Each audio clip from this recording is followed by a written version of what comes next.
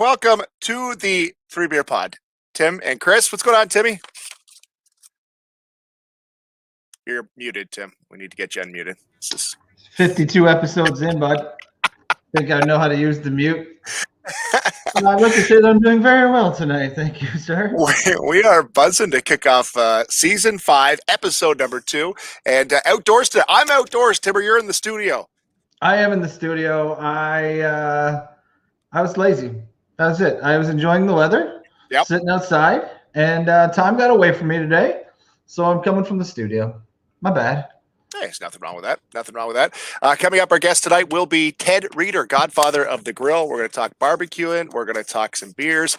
We're going to talk chefing up some goodness on the queue. Did you cook anything tonight in the barbecue? I did, buddy. I did pizza on the pizza oven, and I have 4 pounds of beef jerky on the smoker right now. So yeah, I was excited. I had to do something. Yeah. Felt a lot of pressure tonight to make something good for dinner. He's pretty good at stuff. What'd you have? Chicken burgers in the air fryer. So I really Ted Reeder special. Read those cookbooks. Yeah, I figure we have Ted Reeder on. No pressure. I'll make chicken burgers in the air fryer. Like really set the bar pretty high. Eh? So we'll talk to Ted here in a couple minutes. First, Tim, we got to thank our sponsors. Oh, buddy, coming at you today, Chris McLeod from Realty House, selling houses left and right. You're looking to buy or sell? Chris McLeod's your guy. Check out Shauna over at the Health House for all things that you need to be healthy. And our friends at the Pakistan Super League, in tough times right now, still sponsoring us though. Appreciate your support. They're shut down right now until June. That's recent, Tim. March. Missed that. We missed the telegram on that one, but they've been shut down since March because of the pandemic. Things are going rough in Pakistan. Thoughts and prayers to them in Pakistan, and they will be back in action in June if all goes well. Pakistan Super League. They haven't left our side, and we appreciate them for being here. Tim, before we get to the Godfather Grill, Ted Reeder, who is standing by, let's get to what you're drinking, bud. That's how we start off every episode, where we highlight what we're drinking here tonight. You start, Tim. What do you got here tonight? A little mix and match here today. This one was fun. Got this passed down from a good buddy, and this is Phillips Electric Unicorn. This is Phillips is out of Victoria, BC. I know this was specially shipped this way, and one was passed my way, so I appreciate that. This is the Wellington. Our friends from Wellington Brewery sent this to us. I haven't tried this one yet. It is a pineapple ghost. It's called Pinwheel. This makes me feel like springtime right here, so I'm excited for that one. And I had Railway City freshly shipped to the door, and this is the orange creamsicle ale, which is just delicious this time of year, so I'm excited. I haven't cracked one of those yet either. Fresh creamsicle ale. That's what I got going on, buddy. I'm jealous because I don't have any newbies. I got some staples, okay? Some staples. I love these guys, but some staples, all right? So from Muskoka, I got Detour. This is empty because I'm, halfway through it already, but I love this. Delicious, easy drinking beer. Yes. Okay, so that's delicious. Delicious, and I think I had one of these last week, didn't I? The Bose Lug Good from Ottawa. You bought a 6-pack, didn't you? I did. I'm surprised I had one left. And from our friends in Sarnia, Refined Fool, the old Troll Toll. Oh, so nice. I went for staples tonight of favorites sticking around the beer fridge tonight for our what you drinking. But Tim, we'll get to beer buzz. That's coming up here in a little bit. We got to talk about a cameo appearance that went wrong, or I guess very right. We can talk about that coming up in a little bit. But let's pull in our guest tonight. We're excited to talk to this guy. Timmer, you're a barbecue nut. This guy is the godfather of the grill. This, ladies and gentlemen, is Ted Reeder, who joins us. There you go. Hey. How are you? Reeder? Good. We're doing well. Right on. Happy Tuesday. Yeah, every Tuesday we get together for beer. So Ted, you're welcome to join us every Tuesday. Thank you. Well, I'm not having a beer right now. I'm having a shot of whiskey. So cheers. All right. Well, we got it ramped up here on the podcast tonight. That's good stuff. I like the Tie Cats hat. Oski Wee Wee. Oscar Wee Wee, baby. That's it. I'm a big Tie Cats fan. Yes. Yes, for sure. Ted, godfather of the grill, we're excited to talk to you here tonight. And I've got like notes, so we know it's important when we have a guest on, and I've got a pile of notes to talk to. Where do we start here, Ted? Where are you from, and where do you live right now? I'm from a little town called Paris, Ontario, and grew up in Paris. And my mom still lives there. It's a good place to be. It's a beautiful town. And I now live in Etobicoke, Nice. or North Etobicoke. We're right in the hot zone of the shit zone of the COVID countdown to fucking it sucks here. Let's just put it that way. Fair enough. Nobody's going out of the house. Thank God. There's beer, there's whiskey, and there's weed. Oh, wow, the trifecta. Holy fuck, this pandemic. Did you know that we are in week 59? Oh, fuck. Yeah, that sucks. Yeah. Yeah. But how are you doing? Have you dodged it? Like how are you doing with all of this? I'm doing all right. I mean, it's there's stress, of course, to living in the city, and there's stress, of course, to be in lockdown at home with your wife, your children, everybody else in the neighborhood. It's like nobody ever goes anywhere. They're just stuck here. It's Groundhog Day over and over. It's just COVID hell. Yeah. So I escape once a week. I head out to my restaurant in Brooklyn, Ontario, The Joint, and we're open 3 days a week. So we're busy there, keeping busy, having fun, and I'm writing and testing recipes and keeping busy. And every day's a barbecue day in my world. Gotta love it. Gotta love it. Jeff Jenkins is adding a comment here. Are we able to say hello to Chef Ted from Jeff Jenkins at Dog Days Barbecue? I'm sure you run into him. Hey, Jeff, how are you, man? Good to hear from you. Circuit. He's down in Chatham, I believe. That's right. That's right. Probably in the barbecue circuit you run into him. I have, but I never really spent a lot of time on the barbecue circuit in terms of competition barbecue. It wasn't my thing. I'm a barbecue guy. My job is to inspire people to get into their backyards and cook something on a grill. And it doesn't matter if it's a gas grill, a charcoal grill, a pizza oven, a pit, a shopping cart, a toilet bowl. I don't care what it is. As long as you're out back cooking and having a good time, that's what it's all about.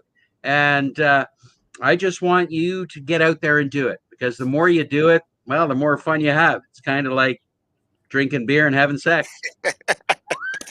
That podcast coming soon. That podcast is coming soon. Ted, you went available on Pornhub.com. Very specific genre. Very specific. Very specific. Ted, you went to George Brown College. Did you know that, like, when you were young, when you were growing up, was it something that you're like, man, I want to be a chef? Like, at what age does that become something in your head that this is something I could do for a career? For me, it was about when I was about 6 years old. Wow. And I always loved to cook. I would come home. My favorite TV show was Bruno Gerussi's Celebrity Cooks. And instead of watching cartoons or other shit on TV, I'd come home and it'd be like, I got to watch this guy's show on CBC. And so it was Bruno Gerussi's Celebrity Cooks. And I started watching that, and I'd write down the recipe, and then I'd go shopping with my mom, and I'd make that recipe. And I think the very first recipe I ever made was his chicken cacciatore. Wow. And that was I was probably about 8 at that point, but I always loved to cook. I loved to play in the kitchen. And then my dad was a pretty good barbecue guy. Like he'd like to fire up the charcoal grill. It eventually rusted out and fell to pieces, and so he was pretty frugal, or as my other brothers like to say, cheap as fuck. So he went into the wood shed, and he grabbed himself a wheelbarrow, filled it with charcoal, and grabbed a shelf out of my mother's refrigerator and said, "We're going to now have a grill." And I learned to cook on a wheelbarrow full of charcoal. That's amazing. Yeah, and that's where it all started. And every kitchen I ever worked in, it was always I would gravitate to over the fire. I wanted to work the grill. I wanted to be near that heat and the smoke, and it was fast, right? Wow. You had to control that fire, and fire doesn't like to be controlled. Fire is a free spirit, and fire is actually an angry spirit. And so the job of being a barbecue guy is to really learn to control and suppress that that desire for it to explode and burn, because fires are dangerous. And so when it comes to the art of barbecue, it's how low can you go, or how hot can you go and still maintain it without creating a shit show. And I've been in a few shit shows in my day. Let me tell you, there's been shit shows. I've got shit shows written down. We got to talk about those shit shows. Tim, I know you got a couple things. I just wanted to ask you. So no, go ahead. You end up an executive chef at the Sky Dome, which I know somebody that worked there after you, and he had some really good stories about Roberto Alomar wandering into the kitchen for dinners, or rock stars that you'd be feeding. Do you have any similar stories? Or I'm sure you wrote the book on Sky Dome. Well, I was in the Dome from 89 through 92, and started out as a executive sous chef of the hotel, and moved my way up to being the chef of the hotel. I was 26 years old when I got into the Dome. While I was working in restaurants in Toronto, and I was watching them build this magnificent facility. And I said, I want to work there. I want to go and work there. And I kept bugging the chef. His name was Nigel Shute. And I still call him chef to this day. We're connected. He lives in Taiwan. He owns 3 fish and chip food trucks. And Nigel is and was the greatest chef that I worked for. He was direct to the point, gave you shit when you deserved shit, and gave you praise when you needed it, and moved you forward, and always put a challenge ahead. And it was a great place to learn. Crazy stories would be, I would think my favorites would come from WrestleMania 6, 1991 at the Sky Dome. Nice. A couple of little stories. Rowdy Roddy Piper running down the hallways in his tighty whities at about 3 o'clock in the morning, hammered. That was an interesting moment. The Ultimate Warrior, after winning the bout, and rest in peace, Ultimate Warrior. You were amazing wrestler, entertainer, and so he was sitting in the dining room and he was exhausted. He was having brunch after, it was the Sunday morning after WrestleMania, and there were hundreds and hundreds of kids in the lobby of the hotel, and he was just too exhausted to go and deal with the crowd. And so he's, I'm walking by his table and I hear this and I stop and go, do you want to back way to your room? I can take you up the service elevator. And he's like, really? Great. Well, he was kind of hopped up on steroids, that when he stood up, and he was like 6'7", I think, there was a hard on a mile long standing up straight in his gym shorts. And I was tall enough, it didn't really bother me, but there was this manager we had that she really came up to just his waist. Oh, no. And she's staring at his crotch and shaking his hand, going, nice to meet you. Nice to meet you. So that was one of my favorite stories of being at the Sky Dome. I did see Madonna in that crazy tour where she had those cones as boobs. That was kind of fun. But it was always an experience there. I mean, the Sky Dome at that time, and I still call it the Sky Dome. Yeah. That was fun. I mean, we were cooking for some nights. Some of the restaurants, like my hotel, we would do up to 2,500 plates going out of that kitchen. Wow. And we'd rock and roll. I think we did a banquet on the field once for 5,000 people. Oh. And so it was an experience to learn in how to cook for large quantity. There were so many food venues in that place, and the Jays were hot. The Argos were hot. It was a fun place to work. I loved it. It was a blast. That's awesome. There goes my next 7 questions. Tim,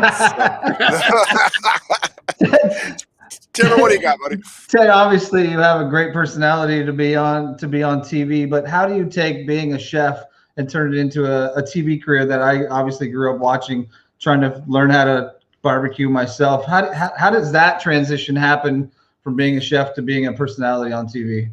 I don't know. I mean, I did I haven't got a fucking clue. I remember I did my first demo, and I was working at the Sky Dome, and I had to do this. I did my first live demo, and it was in my hometown at the Paris in Paris, Ontario. It was at the plowing match. Oh, And it was Nice. September, and I came as the chef of the Skydom Hotel, and I had this really tall culinary condom on top of my head, and I went up to do my grilling demo, and I did and I was sweating bullets, man. It was just shit was pouring off of me, and my dad, because he always had to make a point, he said, "That's probably the worst cooking demo I've ever seen in my entire life." So I said, "Thanks for the encouragement, Dad." And I decided to get better at it. And so the opportunities came, and I never said no to an opportunity. I wanted the experience. I've never stopped until this day, and I still don't stop, is to learn more about the art of cooking, of being a chef, of being a cook, of being a food lover, and of being a barbecue guy. You're never too old. You've never been in the game long enough to stop learning, and you should always learn. And you should always, what I look at it is to give back to the younger generation, the upcoming chefs, the new cooks, the students that I taught at Niagara College, and the variety of people that have worked for me over the years. I want them to have that as much fun as I do in barbecue. Every day is exciting. I don't have shitty days. My kids give me shitty days. And Doug Ford has given me a lot of shitty days lately. Yes. But the reality is, when I get to work with food, it's passionate, it's fun. And so I try to instill that into my cooks, into my chefs that work for me. I'm not an easy guy to work for. I'm a bit of a prick. I have high standards when it comes to the way that I like it to be cooked and prepared. I'm fussy, anal retentive, some people would use, asshole others would use. But that's part of the chef's life, and you don't always have to be mean and miserable or hard. I just expect the best, and I want people to cook and enjoy the food and give it the respect that it deserves. I don't like food fights. I don't like wasting food. I believe that we should respect food. We should shop as local as we can. I'm not against shopping globally. If there's something you want to try or experience, go for it. But when it's asparagus season in Ontario, why buy Mexican in California when you can get asparagus here? And that's what you should be buying and supporting. It's great to drink beer from all over the world, but we've got amazing brewers here in Ontario. Sure do. Why not support the ones that are in our neighborhood? And that's an important aspect of it. I like to drink all kinds of beer. I like to drink my whiskey more so. But every day is a day of having some fun and sharing my love of barbecue with everybody else that I can. What'd you have for dinner tonight, Ted? What did you cook tonight? I was testing recipes, so I was using my family as guinea pigs, and we had street tacos done with veal scallopini, Ontario veal. And so I was working on a recipe, and so we did street tacos. I made a salsa. I smashed some some avocados. I didn't make guac. I just smashed avocados, took them out of the peel, hit them with a cleaver to squish them down, threw some salt, pepper, lime juice, and olive oil on them, and then that went into the taco. There was a bunch of and the veal was seasoned with tequila, lime, cilantro, and some chilies. And then I also made a veal Philly cheesesteak sandwich. So that was the other thing. And then I grilled some chicken legs because I had them in the fridge from a thing I did yesterday. And tomorrow I've got in the next 4 days, I've got 6 or 7 veal recipes to test for Ontario veal. And so every day it's like we cook, we sit down, we write. You're sitting in my office, and which is my garage. And probably the last 10 cookbooks I've ever written have been in this garage. And it's a shit show. All right. But I know where everything is. I know where it all is in here. course you do. Of course you do. Do you ever just have hot dogs? Do you ever just Yes. like say, just we're cooking up wieners tonight, guys? Yeah. Yeah. And my daughter decides to aggravate me every time we have hot dogs because she'll either have it with nothing on it or ketchup. And Oh. ketchup doesn't belong on a fucking hot dog.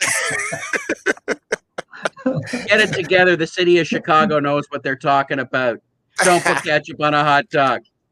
Boycott ketchup on hot dogs. So now, do your kids, are they getting busy in the kitchen too? Are they cooking? Like, because I know at my house, I've got an 18-year-old and a 14-year-old. I'm always like, help. My son he's going to be a sous chef. Like he loves prepping meals. My daughter, not so much. But do your kids get involved with it, or is it like, no, this is dad's territory? You get out of the way. Yeah, my son's like this. Why the fuck should I cook when I have you? And he's 13. And my daughter, but they love food. The two of them do love food. And so I love to share with them everything. You know, my son will go, Daddy, can I eat that? And I'll go, the eyeball of that lamb? And he'll say yes. And I'll go, you know, and so he'll stick his finger in there and eat it. And so they're not afraid to experiment or try. I'm really not sure if my daughter's my daughter because she doesn't like steak. Something wrong with her. Oh no. Yeah.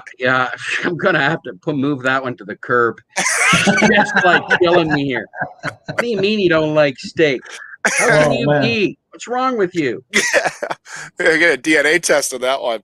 Yeah, that's crazy. That's crazy. While I ask you this, I'm going to throw some cookbooks up here on the screen. How many cookbooks have you written? 21. 21. Wow. Well, actually, last Thursday I finished number 22. Oh shit, eh? That's awesome. And like, have you ever doubled up a recipe and been like, yeah, we'll see if I can get this one through in the next cookbook? And no, some of them, because lots of books have morphed from being one and they want to reprint it, or you modify here and there. So certain recipes have made it from one book to the other. My bone dust rub has been in pretty much every book that I've written. And I like to share that with people, and people enjoy it and to make it. A lot of it is, you know, looking for new things to do. But when you're writing a recipe, I mean, when I left the Skydome, I went and catered for a year. And then I became the executive chef of Loblaws grocery stores and President's Choice. And I worked for Dave Nickel on the product development end of things. And I developed a lot of their box meat program. And I wrote the Dave Nickel cookbook and did a lot of recipe testing for that book.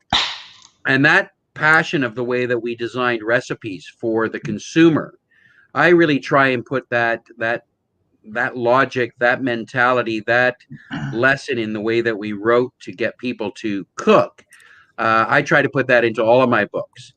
I have complicated recipes that have lots of steps, but I believe you should make as much as you can from scratch. But I also believe, because my other life is product innovation and product development, that, you know, if you can take 3 products off a grocery store shelf and put them together and make a new sauce, a new salsa, a new rub, and create a new flavor sensation, why not? There's nothing wrong with store-bought products. It's learning how to use them. You know, creamed corn, you take out of a can, you warm it up, everybody eats it the same way. But it makes great cornbread. You can make a soup out of it. You can make a salad dressing from it.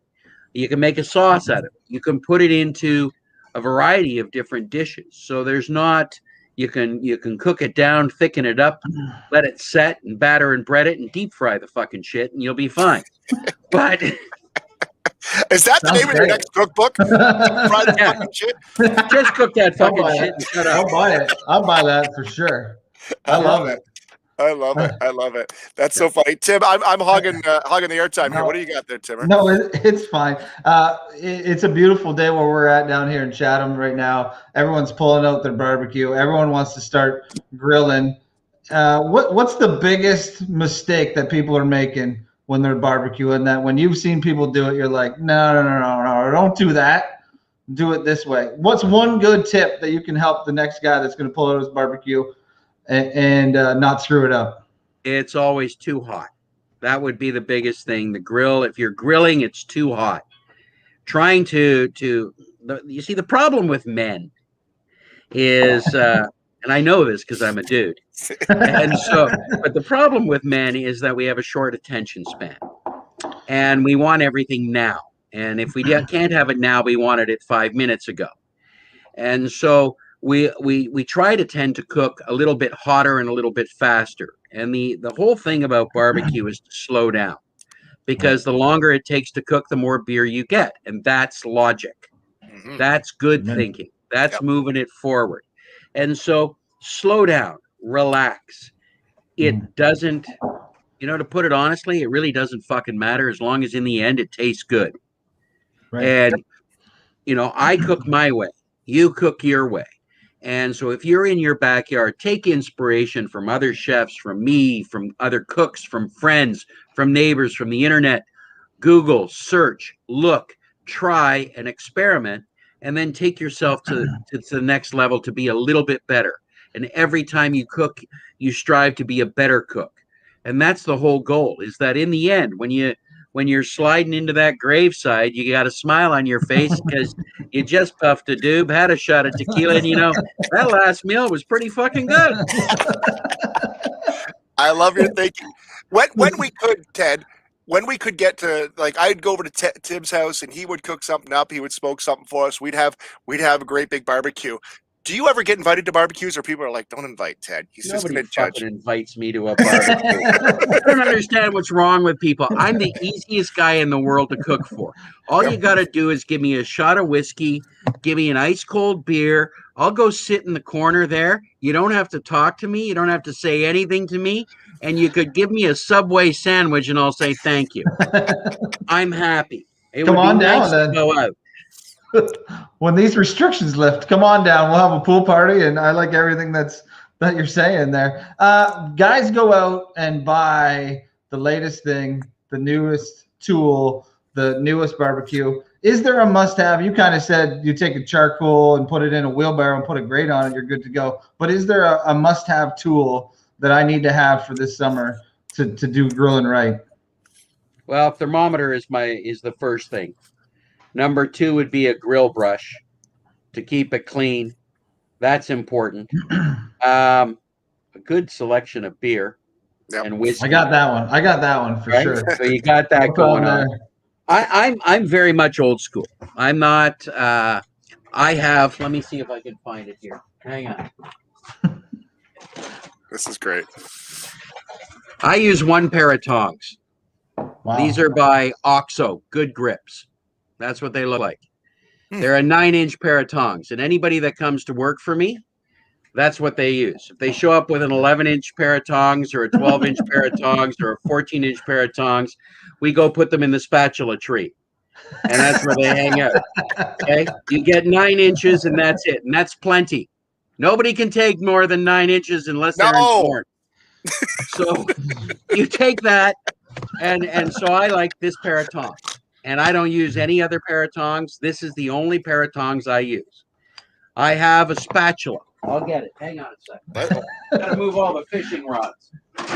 We're getting right in here. I love this. I love this. Great. All right. This is a spatula. Wow. And I have 2 similar. They're not exactly the same, but they were made by a blacksmith in Swift Current, Saskatchewan, and he sent them to me back in 1996. Wow. After about the 3rd season of me doing my television show, Cottage Country. And it's the best spatula I've ever had. Handmade, one of a kind. And this one would be, 26 years old. And it's as good as the day I got it. And there's 2 of them. So anybody that also comes to work for me knows that if this goes missing, you might as well just die. Nice knowing you. Nice knowing you. A good thermometer is important. Yep. A thermopen is what I use and what I like. Other than that, I really don't use much. I use my hands. Right. And I'm kind of old school. I have a set of bellows that I love. And other than that, I just want to cook. And it's all about, every aspect of barbecue. The wood, fire, smoke are all ingredients. Is that me? No, I hope not. Yeah. Are all ingredients that affect the way that things are going to flavorize and taste. I think that's my microwave. I'm just making dinner. No, it's my keg fridge. It's trying to keep up with this heat wave that's coming Oh. through here. Well, I'm now. going to have a shot of whiskey while we wait. Get it it's in you shaking. there, Ted. Ted, on your Facebook page today, I saw something and I couldn't believe it. When I was growing up as a kid, the only thing that I was never made to eat and the only thing that I was ever opted out of was I never had to eat liver and onions. And then I saw on your page today you had a recipe or you grilled some liver and onions.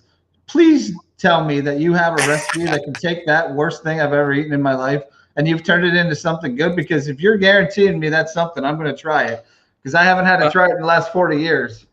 I'll tell you a little story about liver. So growing up, my mother, like all of our mothers probably, made liver that was about as tender as your shoe. It was overcooked and well done. And I remember coming to the big city, to Toronto, and I was working at a restaurant. This would have been 1986. Rhodes Restaurant at Yonge and St. Clair. The chef at the time was a guy by the name of Terry Hughes. The executive sous chef of that restaurant was this lady. What a ballbuster she was. Her name is Renata Young. And I would rank Renata up there with Nigel Shute. She pulled me into the walk-in fridge one night, gave me shit up one side and down the other, told me that I had a shit ton of talent and I was a great cook, but I was also an asshole and I wasn't doing very much with my career. So figure the fuck out and get it going. And Renata was amazing. But when I went to work at Rhodes, my parents came for dinner, right? Son's working in a big restaurant in Toronto. And so I joined my parents for dinner and I ordered the liver that was on our menu. And I ordered it medium rare. And my mother was like mortified. Like, how can you order liver? You never order liver. You hate liver. Liver's the worst thing in the world. You don't like liver. And I'm like, yeah, but it's cooked properly. You cook it to medium rare. And that's how you treat it. And you treat it like a steak. You get it nice. It doesn't have to be too thick. 1/2-inch thick slice. Veal liver, I find, is a little nicer than baby beef liver. Beef liver's a little bit too bloody, a little bit too much, I guess, strength to it, if you want to put it that way. Where veal liver is a little bit sweeter and a little bit nicer. So what the picture this morning was veal liver. And the key is salt, pepper, a little bit of olive oil on it, onto a hot grill. Cook it for 1 to 2 minutes aside till it just hits rare. Put it on the plate, let it rest, and serve it up with grilled onions, grilled bacon, some French fries, or whatever the hell you want to do with it. But it needs to be not overcooked, and that's the key to liver. And that's my liver story. All right, I'm gonna try it, because I've never, Cloudy, when we're out of lockdown, first meal we have together. I'm busy that barbecues. night. I'm busy that night. Calendar is full. Night. I'll tell you, boys, this much. If you ever have dinner with me at my house or over at my restaurant, there's always something weird. And so you won't get away. There'll be a liver or a heart or a kidney or an eyeball or some testicles or whatever. I do a variety of different cuts. I believe that every part of the animal is edible. And yes, even the penis. Some countries, it's like a delicacy. And so you can eat it all, and we should learn as chefs how to cook it all so that we can pass that information on to the next generation and the next generation. I can't take my barbecue knowledge with me. I want to share it with people. I want them to enjoy it, have as much fun at it as I do. That heart, liver, testicles, that sounds like one of our ball parties, but none of it had to do with a barbecue. A lot of similarities. I had a question for you. How many barbecues do you own, like yourself? And what kind of varieties are there? Smoker, what do you own? Well, at one time, there was 109 grills and smokers at my house. Right now, we're probably down to 40. I've moved a lot out towards my restaurant, and we have a number of them out there. What's on my main back deck? There's a Napoleon Gemini gas grill. It's the only gas grill I have in my yard, and I like it. It's about 13 years old. I've beaten the shit out of it. Hey, Napoleon, send me a new grill. My God's about to die.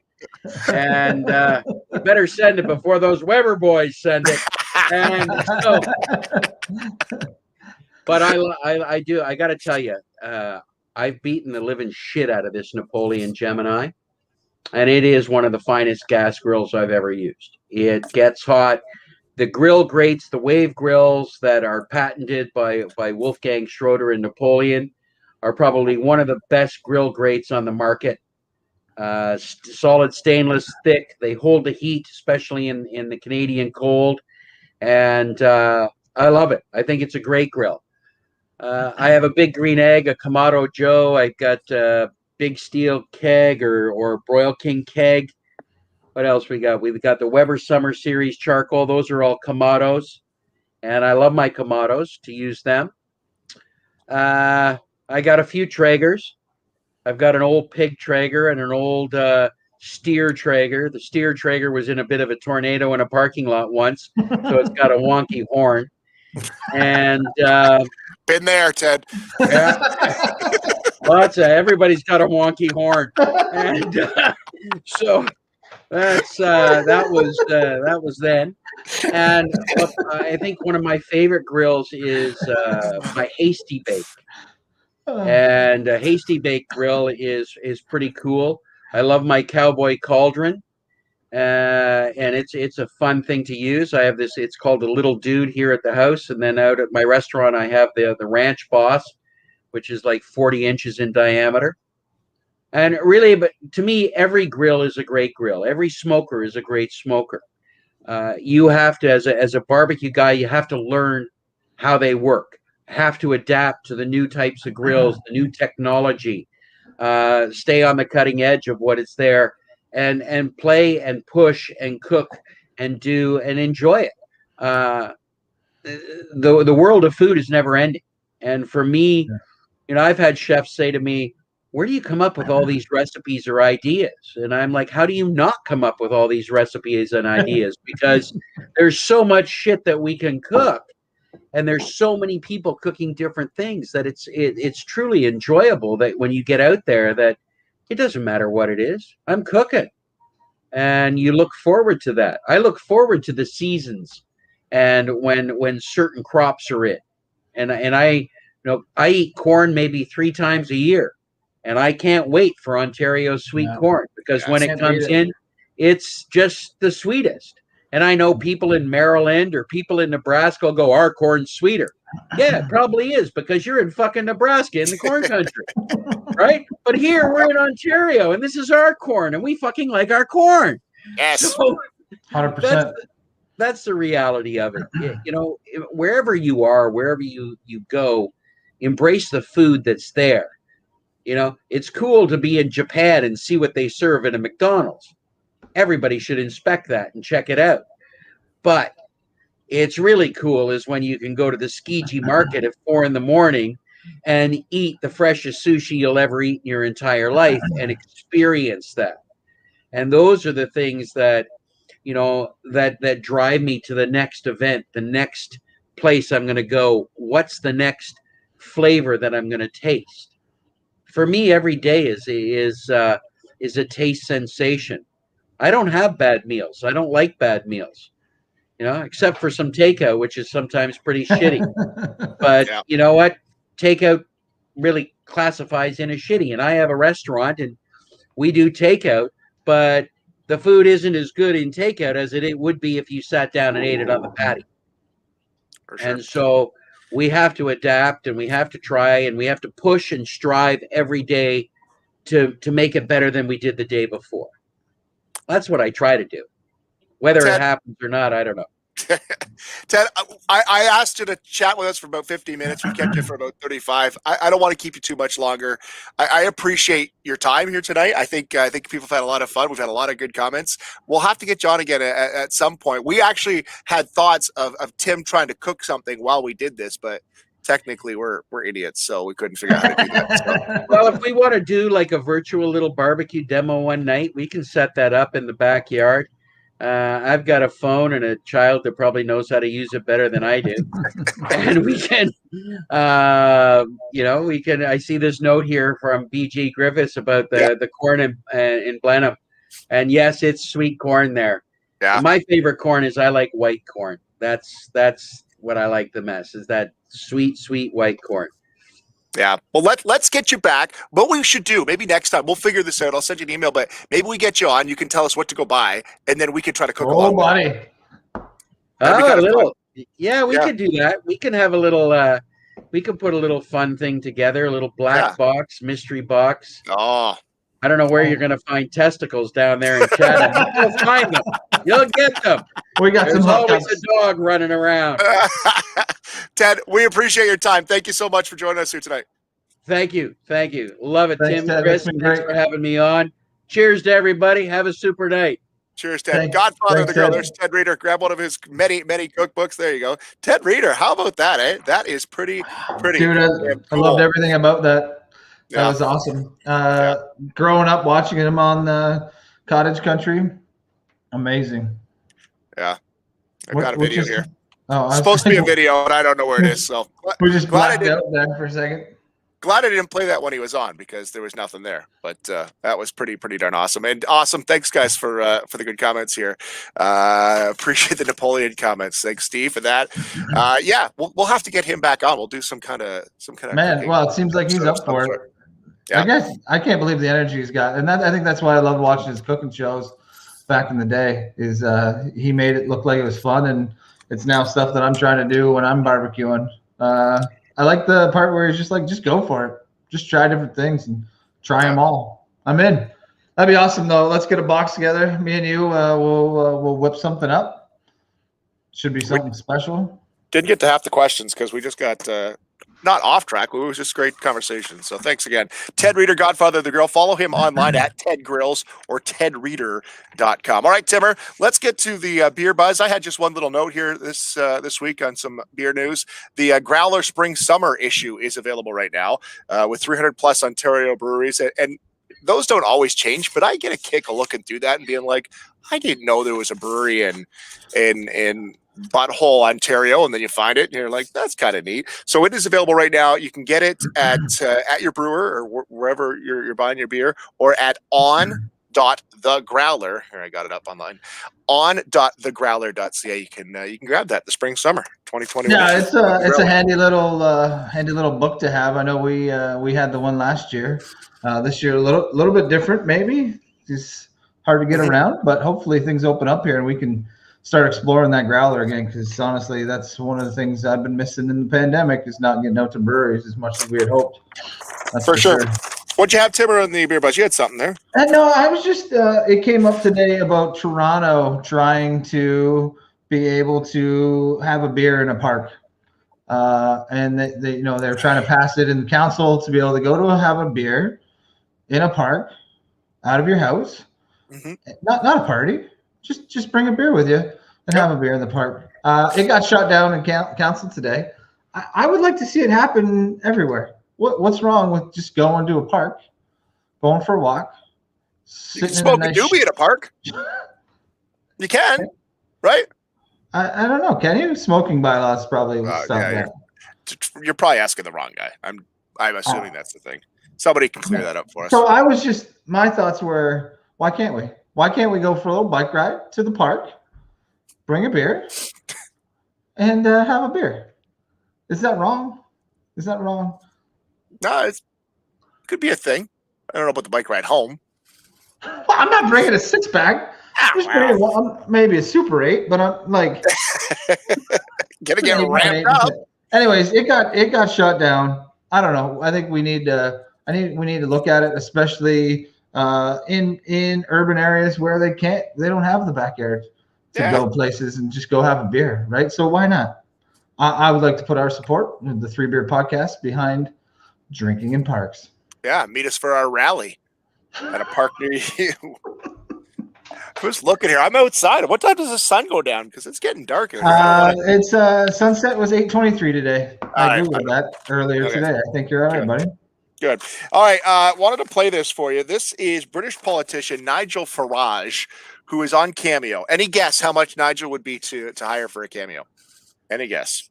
British politician, former member of the European Parliament. Any guess what he would cost? 100 pounds. $100. You're right. We'll give you that. We'll give you that one for sure. All right, let's. The Merlin Ballpark would be a good play. Yeah, see, right? I think they're already doing that. People are getting on board here. So here is British politician Nigel Farage on Cameo. Don't know if he knew the story, but you know how Cameo works. You send in a script, celebrity reads it, and you have your video. This is Nigel Farage, and see if you can pick out the ha-ha here, okay? Happy birthday, Hugh Janus. I've heard you're a massive fan.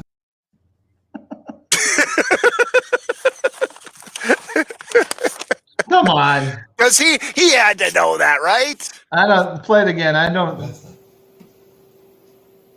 Happy birthday, Hugh Janus. I've heard you're a massive fan. I heard you're a massive fan. Come on, man. Hugh Janus. That's worth it right there. Whatever it was, $100. That was worth it. Yeah, $100 right there. That's worth every penny. I'd say Simmer, that. did you have something else? Because I got a couple things I wanted to mention here. Yeah, go ahead, buddy. We're just rolling here. I wanted to DMX. Let's get Tim's opinion on DMX. The guy recently died. Let's see what Tim has to say about him. Obviously, I'm an original Rough Rider. So okay, if you're looking for a Rough Rider, you're looking at the right guy right here. No Eddie Van Halen is what you're trying to say, right? No, he's no Eddie Van Halen. DMX. No. R.I.P. DMX. Big fan. So DMX a couple weeks ago passed away. A party up in here, you know the dude. We like the soundtrack of parties as a youth, right? So he passed away. But this is how I want to go out. Did you see what his funeral celebration? Holy bananas! So they went from Yonkers, New York, to Brooklyn, New York, and the one thing you're going to see here in the video is the way that the casket wasn't in a hearse; it was in a monster truck. Yes. Like, how damn cool is that? I'd like to put it on record right now. I would like to go out in a monster truck. That, like, okay, whenever my time is. There he is.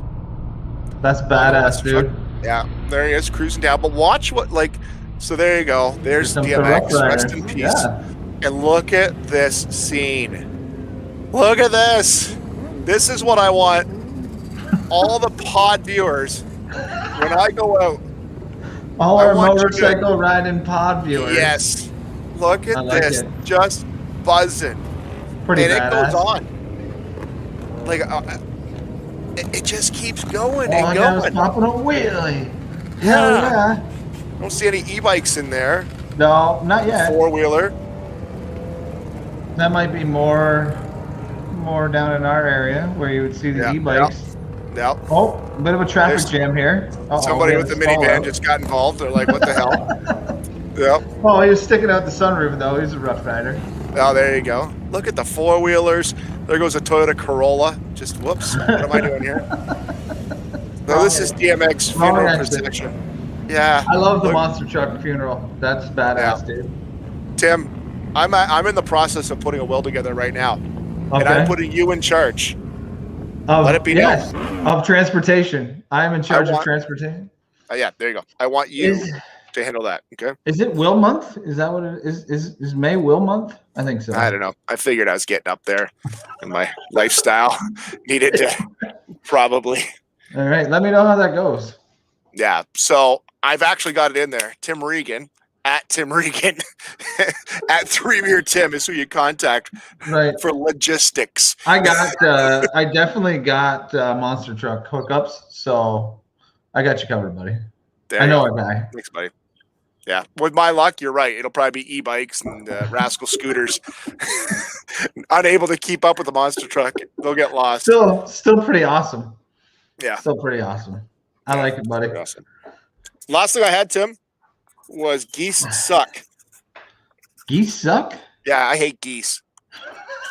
Pretty much all I wanted to throw out there tonight. Full stop on that?